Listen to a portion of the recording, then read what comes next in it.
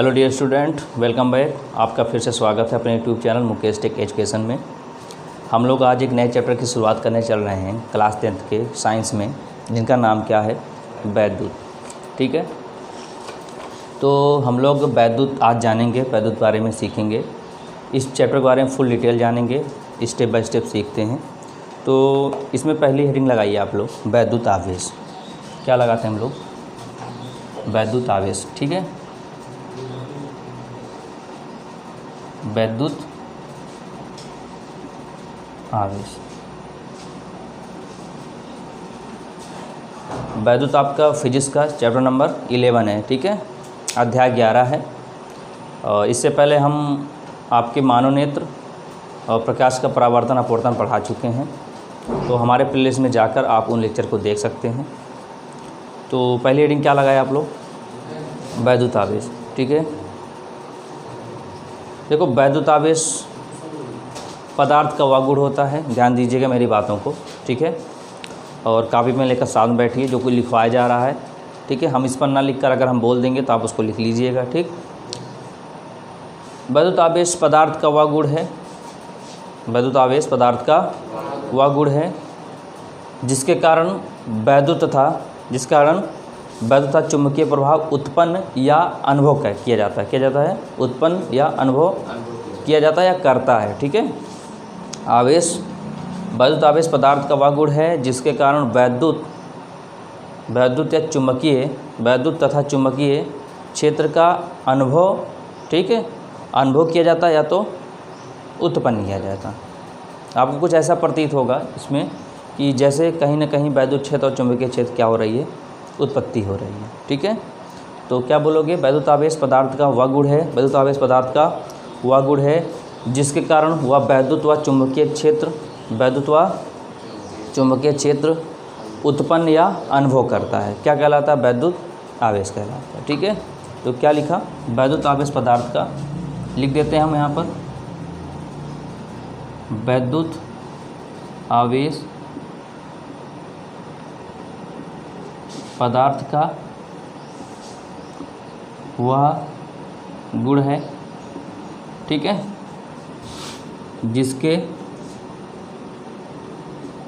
जिसके कारण वैद्युत व चुंबकीय वैद्युत व चुंबकीय प्रभाव उत्पन्न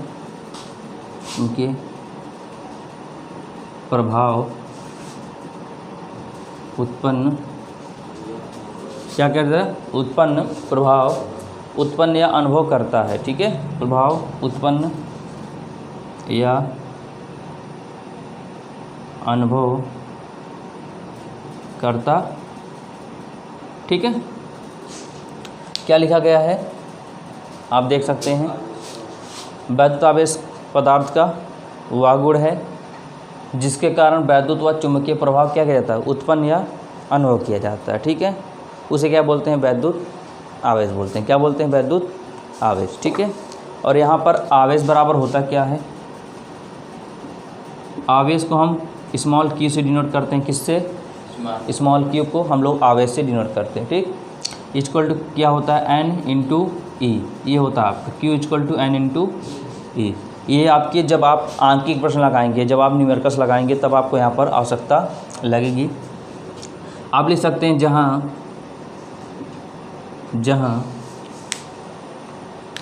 q बराबर क्या है आपका? आवेश, n क्या होता है? इलेक्ट्रॉनों की संख्या, और E कितना होता है? हाँ, इलेक्ट्रॉन पर आवेश। ठीक, ये होता है Q बराबर N इंटू E। राइट, ध्यान दीजिए यहाँ पर लिखा क्या है? आवेश बराबर Q इक्वल टू NE। आवेश को हम लोग Q से डिनोट करते हैं। राइट, तो यहाँ पर एक वैल्यू आपको पता होना चाहिए कि ई का वैल्यू जो मान होता है, ई का मान होता है 1.6 × 10⁻⁻⁹ कूलाम। क्या होता है 1 कूलम। इलेक्ट्रॉन पर आवेश का मान कितना होता है 1.6 × 10⁻⁻19 कूलम। ठीक है, अब ये वैल्यू आपको सब जगह नहीं दी रहेगी। जब आप आंकिक प्रश्न लगाएंगे तो आपको सब जगह इसकी वैल्यू नहीं दी रहेगी। आपको ये कॉमन सी चीज़ें होती हैं जो आपको पता होनी चाहिए। ठीक है, जब आप आंकिक प्रश्न लगाओगे तो वहाँ पर आपको क्या क्या दिया रहेगा, n दिया रहेगा, e दिया रहेगा, हो सकता है तो आप क्या पूछ ले, आवेश पूछ सकता है, राइट। हो सकता है आवेश दिया गया हो और आपसे क्या पूछ ले, n पूछ ले। e आपसे कदापि कभी नहीं पूछतेगा, क्योंकि e की वैल्यू हम लोगों को पता रहती है, कितनी होती है 1.6 × 10⁻⁹ कूलम होती है। तो इसलिए e नहीं पूछेगा, आपसे पूछेगा n और क्या पूछेगा, q पूछेगा। ठीक है, यहाँ तो समझ में आया। इसको लिख लीजिए, हम आगे बात करते हैं। ठीक है, आगे लिखते हैं क्या, वैद्युत आवेश का मात्रक क्या होता है, मतलब Q का मात्रक क्या होता है।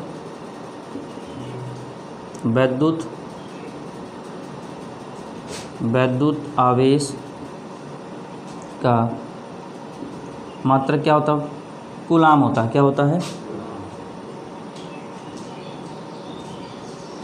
कूलम होता है। ठीक,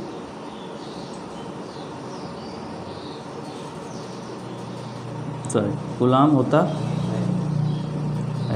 ठीक, देखिए आपको मात्रक पता होने चाहिए। ठीक है, क्योंकि साइंस है ये। अगर आप न्यूमेरिकल्स लगा देते हो और आपको मात्रक नहीं पता रहेगा तो आपका कितना भी सॉल्यूशन सही होगा वो आपका करेक्ट नहीं माना जाएगा, इसलिए आपको पता होना चाहिए।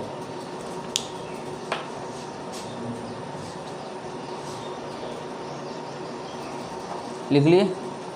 आगे हम लोग समझते हैं वैद्युत आवेश के प्रकार। क्या समझते हैं, वैद्युत आवेश के प्रकार। तो वैद्युत आवेश कितने प्रकार का होता है, 2 प्रकार का होता है। ठीक है, वैद्युत आवेश कितने प्रकार का होता है, आवेश 2 प्रकार का होता है। ठीक है, वैद्युत आवेश कितने प्रकार का होता है, 2 प्रकार का होता है।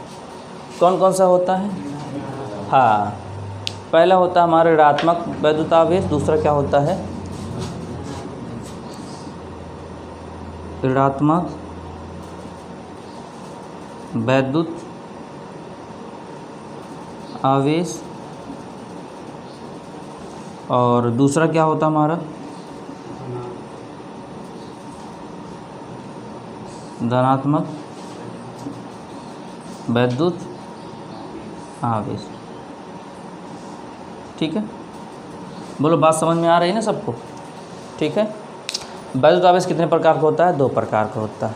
पहला कौन सा, ऋणात्मक वैद्युत आवेश, यानी कि माइनस चार्ज रहता है इस पर क्या होता है, प्लस चार्ज होता है, राइट। तो ये होता है हमारा वैद्युत आवेश। तो वैद्युत आवेश क्या होता है, सीख लिया हम लोगों ने। क्या होता है, वैद्युत आवेश पदार्थ का वह गुण है जिस कारण क्या होता है, वैद्युत व चुंबकीय प्रभाव उत्पन्न या अनुभव करता है। क्या कहलाता है, वैद्युत आवेश कहलाता है। आवेश बराबर होता कितना है, Q = NE। ठीक, Q क्या है, आवेश है, जिसका मात्रक क्या होता है, कूलम होता है। N क्या है, इलेक्ट्रॉनों की संख्या, N फॉर नंबर। अब नंबर वहाँ पर किसका होगा, इलेक्ट्रॉनों का होगा। ठीक, इलेक्ट्रॉनों का संख्या हो गई। और E क्या होता है, इलेक्ट्रॉन पर आवेश, जिसकी वैल्यू होती है 1.6 × 10⁻⁻19 कूलम होता है। और हमने क्या जाना, वैद्युत आवेश कितने प्रकार का होता है, 2 प्रकार का होता है। एक ऋणात्मक वैद्युत आवेश, दूसरा धनात्मक वैद्युत आवेश। समझ में आ रहा है ना। चलिए आगे बात करते हैं। अब आगे बात करते हैं हम लोग, अगली हेडिंग लगाइए वैद्युत धारा। अगली हेडिंग लगाइए वैद्युत धारा। ठीक है, इसको रफ कर दे, मिटा देना। ठीक है, रिकॉर्डेड वीडियो है, आप लोग इसको रोक कर लिख लीजिएगा। ठीक, और समझ में आ रहा हो, अच्छा लग रहा हो तो इसको लाइक कीजिए और इसको अधिक से अधिक शेयर कीजिए। और चैनल को अगर सब्सक्राइब नहीं किया होगा तो चैनल को सब्सक्राइब कर लीजिए। तो अगली हेडिंग लगाए वैद्युत धारा।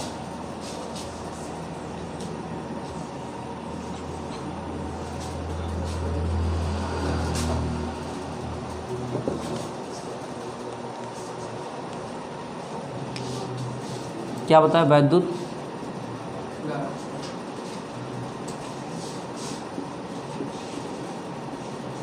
वैद्युत धारा क्या होता है? अभी आप लोग क्या पढ़े स्टार्टिंग में? वैद्युत आवेश पढ़े ना। मान लो कोई चालक, मान लो मेरे पास एक चालक है। क्या है? अब चालक वहाँ कुछ भी हो सकता है, कोई छड़ हो सकता है, चालक समझते हैं ना, जिस पर हम लोग क्या करें, वैद्युत को प्रवाहित करें। ठीक, यानी कोई चालक है, चालक में आवेश प्रवाह करने की दर, चालक में वैद्युत आवेश प्रवाह करने की दर क्या कहलाता है? वैद्युत धारा कहलाता है। ठीक है, किसी चालक में वैद्युत आवेश प्रवाह के दर को क्या बोलते हैं? वैद्युत धारा कहते हैं। ठीक है, क्या बोला गया? किसी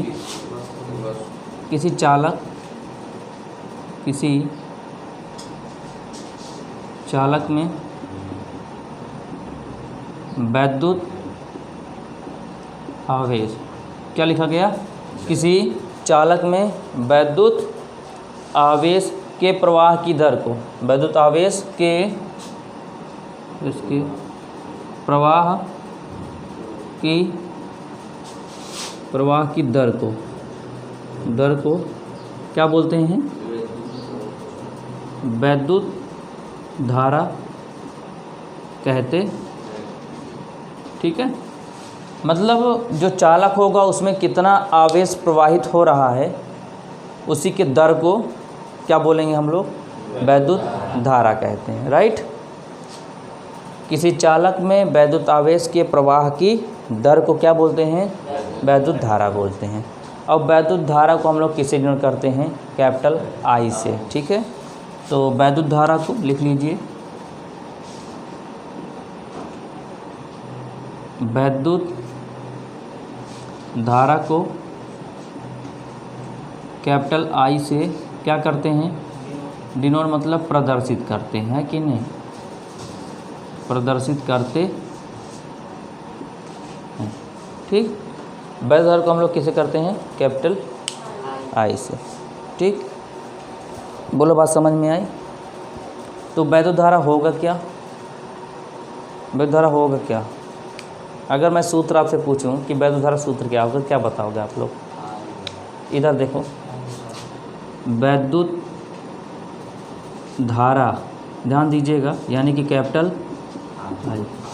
मैंने कहा आवेश प्रवाह की दर, तो क्या हो गया? आवेश, क्या हो गया? आवेश यानी कि क्यू। दर मतलब क्या होता है? समय। दर हमेशा क्या कहलाता है? समय कहलाता है। तो क्या लिख दें यहाँ पर? दर, और ब्रैकेट में क्या लिख देंगे? टी।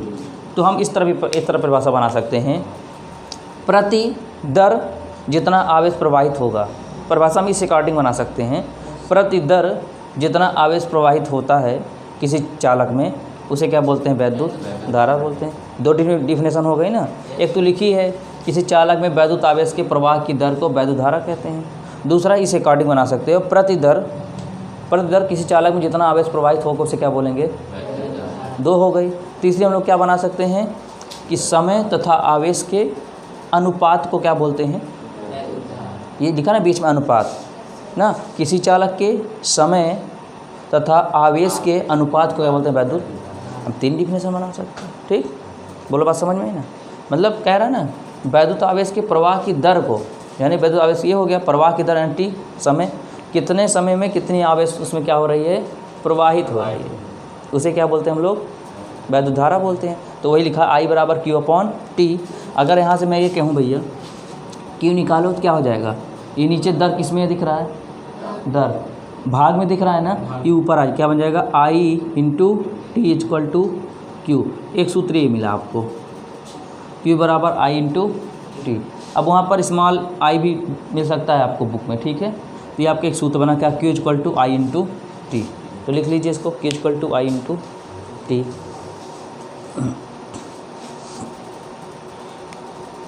ठीक है,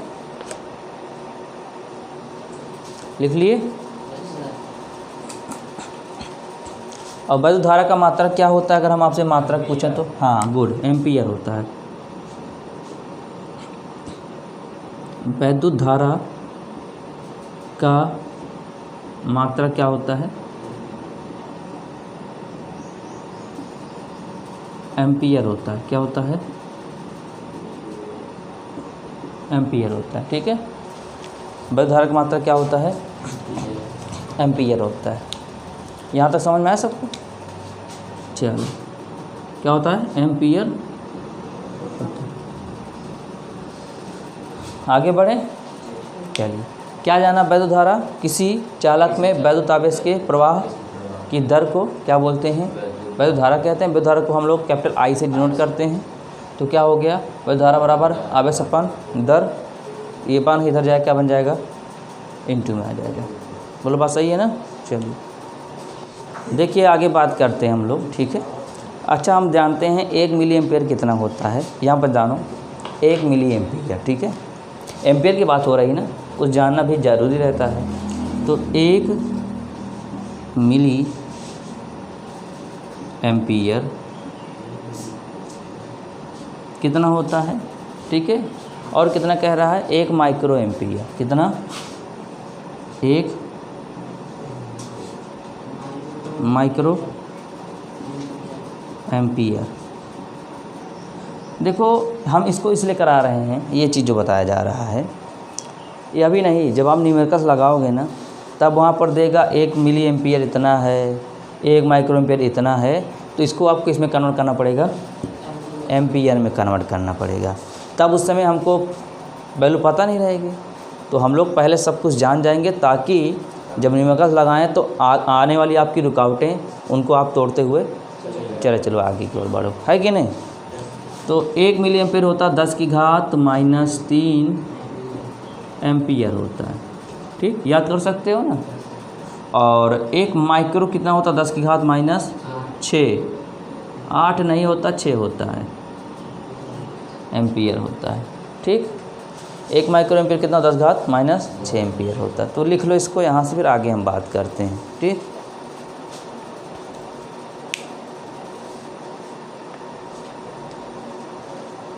अगली हेडिंग हम लोग लगाते हैं क्या? वैद्युत विभव। इसको लिख लीजिए, ठीक है। जिनको अगर समझने में प्रॉब्लम हो रही होगी तो वो वीडियो को बैक करेंगे, एक बार फिर से देखेंगे, उनको अवश्य समझ में आएगा। तो हम आगे अगली हेडिंग लगाते हैं वैद्युत विभव। क्या लगाते हैं? वैद्युत विभव। मिटा दें इसको। चलिए, वैद्युत, अगली हेडिंग लाइए वैद्युत विभव।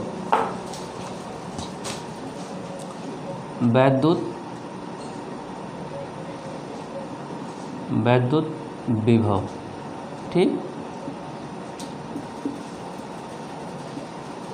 समझ में तो आ रहा होगा सबको, ऐसा कोई टफ लैंग्वेज तो होगा नहीं, है कि नहीं। बस आपका पढ़ने का नज़रिया अच्छा होना चाहिए बस, क्योंकि हम जानते हैं नज़रों को नहीं बदला जाता, अपने नज़रिए को बदला जाता। अपने आप को बदल लोगे अपने आप को बदल लोगे तो दुनिया बदल जाएगी, है कि नहीं। अगर आदमी अपनी सोच बदल दे तो सब चीज़ संभव हो सकता है, क्योंकि प्रॉब्लम वहाँ नहीं है। प्रॉब्लम कहाँ है? यहाँ प्रॉब्लम है। अच्छी जगह पैसा वेस्ट नहीं करेंगे, पढ़ने लिखने की चीज़ में अच्छी जगह पैसा वेस्ट नहीं करेंगे। पैसा कहाँ वेस्ट करेंगे? मतलब अगर 300 रुपये आप किसी बुक को ले लो खरीद का 300-400 रुपये में, उसको नहीं लोगे। 300-400 रुपये चॉकलेट खा लोगे, है कि नहीं। 300-400 रुपये में चॉकलेट खा लोगे, वो आपका दांत सड़न करेगा, पेट में दर्द करेगा, वो फिर आपको अच्छा रहेगा। लेकिन अगर कोई अच्छी चीज़ में पैसा लगाना चाहते हो पढ़ाई लिखाई में, तो ये चीज़ नहीं। तो गलती वहाँ नहीं, गलती कहाँ है? आपकी सोच की गलती है। तो इसको सुधारो। आप ही लोग को सुधार सकते हो, ठीक है। आप ही लोग अपने आप को बना सकते हो, क्योंकि आपकी सोच ही आपको आगे तक ले जाएगी। क्योंकि किसी के हाथ में कुछ रहा नहीं है कि आपको कितना भी कोई समझा दे, अगर समझने वाले होते हैं तो समझ जाते हैं, नहीं समझने वाले तो यही हाल होता है। क्योंकि वैसा होता नहीं, हाथी वो चला जाता है, कुत्ते भागते रहते हैं, वही हाल हो जाता है फिर सबका। तो क्या लिखा? वैद्युत विभव। देखो, एकांक धनावेश को अनंत से किसी बिंदु तक लाने में किया गया कार्य। एकांक धनावेश को अनंत से किसी बिंदु तक लाने में किए गए कार्य को क्या बोलते हैं? वैद्युत विभव कहते हैं, ठीक है। एकांक धन आवेश समझ रहे हो, यानी एक धन आवेश है जो अनंत से कहाँ तक ला रहे हैं? किसी बिंदु तक। मान लो ये हमारा समझो थोड़ा सा,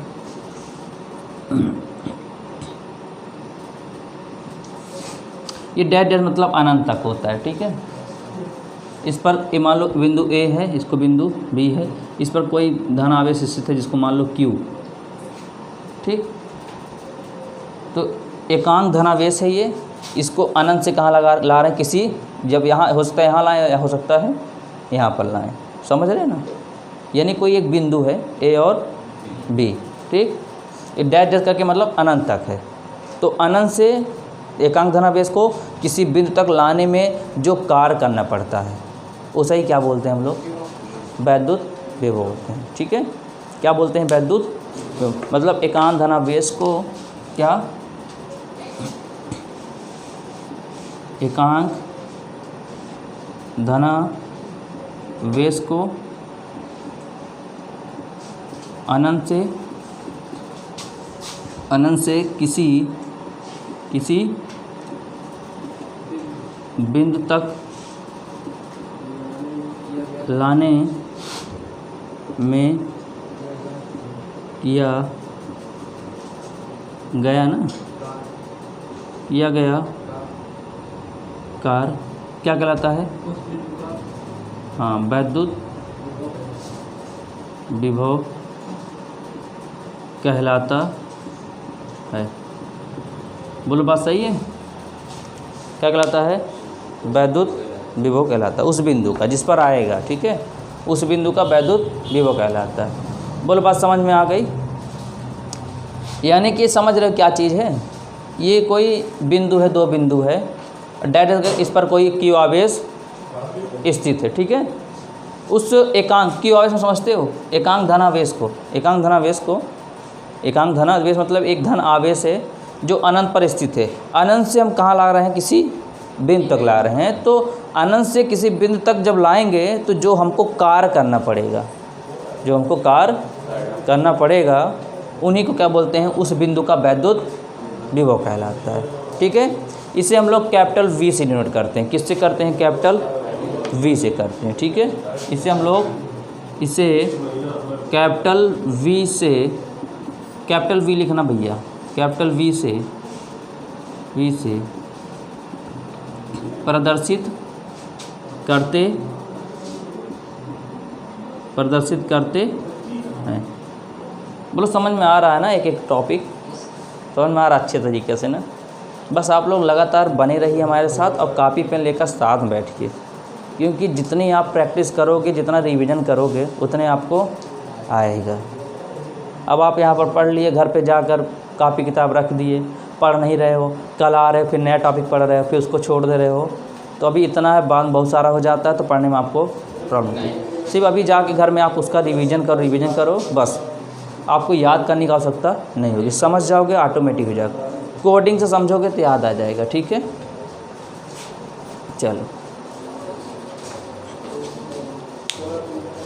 चले आगे बताया जाए।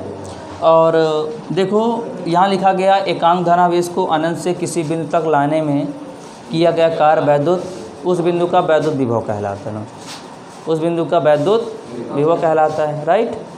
मतलब हम जानते हैं विभव तो V हो गया, आवेश जो ला रहे हैं वो क्या हो गया, Q नॉट लिख देते हैं। यहाँ पर बहुत लोग Q नॉट का यूज करते हैं। Q नॉट में समझते हो, Q नॉट क्या है, एक परीक्षण आवेश है जिसका कोई अपना एक क्षेत्रफल नहीं होता, कहाँ पर है उसका कुछ पता नहीं होता है, और कौन सा कार्य कर रहा है इस पर, W ना। तो हम लोग लिख सकते हैं कैपिटल V इक्वल टू, ये W क्या हो गया, किया गया कार्य हो गया। यहाँ पर हम लोग Q यहाँ पर नॉट पढ़ते हैं, इसको जीरो पढ़ते हैं, नॉट। Q नॉट क्या होता है ना, ये बहुत सूक्ष्म आवेश होता है। क्या होता है, बहुत सूक्ष्म आवेश होता है, जिसका अपना कोई पृष्ठ क्षेत्रफल नहीं होता, मतलब इसका कोई निर्धारित नहीं था कितना क्षेत्रफल ये है। देख रहे हो ना, अनंत पर है। अब कहाँ पर स्थित होगा, उसको कहाँ तक लाया जा रहा है, किसी बिंदु तक लाया जा रहा है। तो जो काम कर रहे हैं तो वही कहलाएगा वैद्युत विभव। तो क्या होगा, B बराबर W/Q नॉट पढ़ेंगे, ठीक। अगर इसको अब हम लोग अपने डिफिनेशन बनाए तो कैसे बनाएंगे, क्या, एकांक धनावेश, इसको परीक्षण आवेश भी कहते हैं, इसको हम लोग परीक्षण आवेश भी कहते हैं। इसी पर तो परीक्षण कर रहे हैं, इसी को तो ला रहे हैं किसी बिंदु तक, इसको हम लोग परीक्षण आवेश भी कहते हैं, ठीक है। तो परीक्षण आवेश को अनंत से किसी बिंदु तक लाने में किए गए कार्य के अनुपात को वैद्युत विभव कहते हैं, ठीक है। तो V बराबर W/Q0, ये आपका एक सूत्र तैयार हो गया। और वैद्युत विभव का मात्रक लिख लेते हैं हम लोग, क्या लिख लेते हैं, मात्रक। तो वैद्युत विभव का मात्रक लिख लीजिए, क्या होता है, ये जूल प्रति कूलाम अथवा वोल्ट होता है। क्या होता है, जूल, इसका मात्रक, इसका मात्रक जूल प्रति कूलाम या क्या होता है, वोल्ट होता है, वोल्ट होता है। तो खासकर स्टूडेंट्स ही वोल्ट को याद करते हैं, इसको नहीं याद करते हैं, लेकिन हम चाहते हैं आप दोनों को याद रखो। क्या पता इसमें ये आ जाए तो आप कंफ्यूज नहीं होना कि ये इसका होता है कि नहीं। तो बोलो समझ में आ गया वैद्युत विभव क्या होता है। चलो तो वैद्युत लिख लीजिए, तो हम आगे बात करते हैं, ठीक है।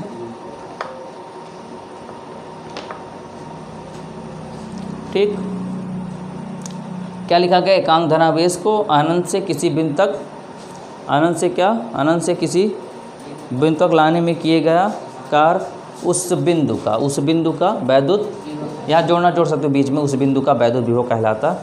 ठीक, और वैद्युत विभव का मात्रा किसी यूनिट करते हैं कैपिटल V से। तो हम जानते हैं वैद्युत विभव क्या, आवेश को जब अनंत से कहाँ तक किसी बिंदु तक ला रहे हैं तो कार्य करत कार्य क्या हो गया, W हो गया। Q0 मतलब परीक्षण आवेश, जिस पर हम लोग परीक्षण कर रहे हैं, जिसको ला रहे हैं, वो Q0 हो गया, राइट। तो ये बन गया हमारा सूत्र। इसका मात्रक क्या होता है, जूल प्रति कूलाम या वोल्ट होता है, लिख लिए। अब अगली हेडिंग लगाते हैं हम लोग, क्या, वोल्ट की परिभाषा। क्या लगाते हैं भाई, वोल्ट आ गया ना, तो वोल्ट को भी समझना हमको ज़रूरी होता है, तो इसको मिटा दें। चलिए वोल्ट की अगली हेडिंग लगाइए, वोल्ट की परिभाषा। क्या लगाइए, वोल्ट की परिभाषा।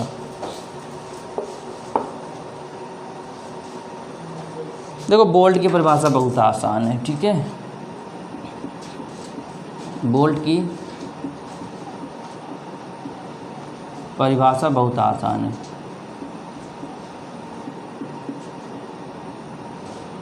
ठीक है,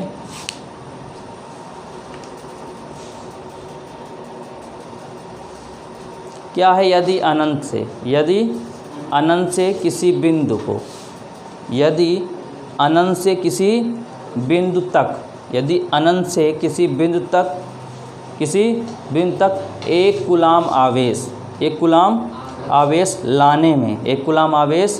लाने में एक जूल कार्य किया जाता है, उसे क्या बोलते हैं, उस बिंदु का वैद्युत विभव कितना होगा, 1 वोल्ट होगा। यानी कि अनंत से किसी बिंदु तक लाने में एक कूलाम आवेश और 1 जूल कार्य करना पड़ता है, तो वैद्युत विभव का क्या कहलाता है, 1 वोल्ट कहलाता है। अभी हमने लिखा क्या था, हमने लिखा था V बराबर W/Q0, ये लिखा था ना। यानी अनंत से जब किसी बिंदु तक क्या लेकर आएंगे, उस आवेश को लेकर आएंगे, तो 1 कूलाम आवेश होना चाहिए और क्या होना चाहिए, 1 जूल कार्य लगेगा। ठीक है, 1 जूल कार्य क्या होगा, कार्य उस पर लगेगा, उसी क्या बोलेंगे, वैद्युत विभव का 1 वोल्ट कहते हैं। ठीक है, लिखिए, हम बोल दे रहते हैं, लिख लीजिए, लिखिए, यदि अनंत से किसी बिंदु तक, यदि अनंत से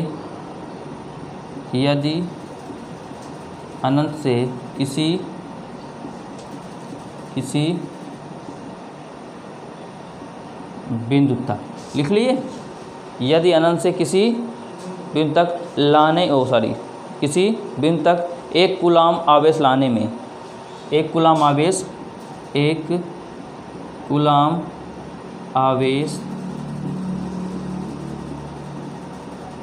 लाने में, 1 कूलाम आवेश क्या कर रहा है, लाने में 1 जूल कार्य किया जाए, 1 जूल कार्य किया जाए, तो उस बिंदु का वैद्युत विभव 1 वोल्ट होगा। तो उस बिंदु का वैद्युत विभव क्या होगा, एक वोल्ट होगा। ठीक है, तो मत आ गई।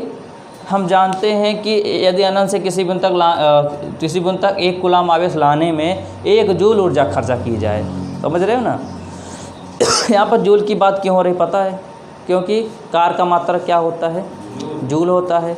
कूलाम की बात क्यों है कि आवेश का मात्रक कूलाम होता है। तो हम जानते हैं यदि कोई आवेश को हम अनंत से किसी बिंदु तक लाएंगे तो 1 कूलाम आवेश को लाने के लिए 1 जूल कार को जब खर्चा करना पड़े, एक जूल कार की आवश्यकता लगेगी, तो क्या बोलेंगे, उसे क्या बोलेंगे, 1 वोल्ट बोलेंगे। बोलो बात सही है ना, कोई दिक्कत। क्योंकि हम जानते हैं विभव क्या होता है, बी, और बी में क्या क्या यूज होता है, आवेश यूज होता है, और क्या यूज होता है, कार यूज होता है। तो 1 कूलाम आवेश और 1 जूल कार, वही क्या कहलाता है हमारा, 1 वोल्ट कहलाता। सिंपल सी बात, ठीक है। तो नोट कर लीजिए। अब कुछ हम लिखवा रहे हैं, ध्यान दीजिए। जैसे 1 मिली वोल्ट कितना होता है, क्या, 1 मिली वोल्ट, ठीक, 1 मिली वोल्ट और 1 माइक्रो वोल्ट कितना होता है। और आगे क्या है हमारा, 1 माइक्रो वोल्ट, अगला क्या है, 1 kilo volt, 1 mega volt, 1 kilo volt और 1 मेगा वोल्ट। तो हम लोग समझते हैं होता क्या है, ये आपका जानना बहुत ज़रूरी है, क्योंकि आपके बहुविकल्पीय भी आ जाता है, ठीक है, और आपसे पूछ लेता है तो आपको प्रॉब्लम हो जाएगी। तो प्रॉब्लम ना आए इसलिए हम इसको बता देते हैं, ठीक है। देखो 1 मिली वोल्ट होता है 10 की घात -3, 10 की घात -3 वोल्ट होता है, ठीक। माइक्रो 10 की घात -6 वोल्ट होता है। किलो होता है 10 की घात 3, माइनस नहीं होगा प्लस होगा ये वाला, वोल्ट। इसका होगा 10 की घात 6, -6 का एक होगा, बार बार रट लिए हो क्या, माइनस का होगा बार बार भाई, वोल्ट। ये होता है, ठीक है, ये आपको याद होना चाहिए, नहीं तो जब न्यूमेरिकल साहब लगाओगे तो आपको प्रॉब्लम होगी।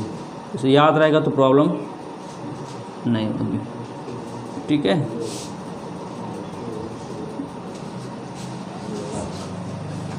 क्या होता है, 1 मिली वोल्ट इक्वल को 10 की घात -3 वोल्ट, 1 माइक्रो वोल्ट इक्वल 10 की घात -6 वोल्ट, 1 किलो वोल्ट बराबर 3 वोल्ट, 1 मेगा वोल्ट बराबर 10 की घात 6 वोल्ट। बोलो बात सही है, समझ में आ रहा है सबको। तो वोल्ट की परिभाषा हम लोग जाने क्या होता है कि यदि अनंत से किसी बिंदु तक 1 कूलाम आवेश लाने में 1 जूल कार्य किया जाता है, या किया जाता है, बात एक ही हुई, तो उस बिंदु का वैद्युत विभव 1 वोल्ट होगा, ठीक। और 1 मिली वोल्ट इक्वल 10 घात -3 volt, 1 micro volt equal to 10 घात -6 वोल्ट, 1 किलो वोल्ट इक्वल 10 घात 3 वोल्ट, 1 मेगा वोल्ट इक्वल 10 घात 6 वोल्ट, ठीक है। तो आज का सेशन यहीं तक था, आगे हम चर्चा कल करेंगे, ठीक है।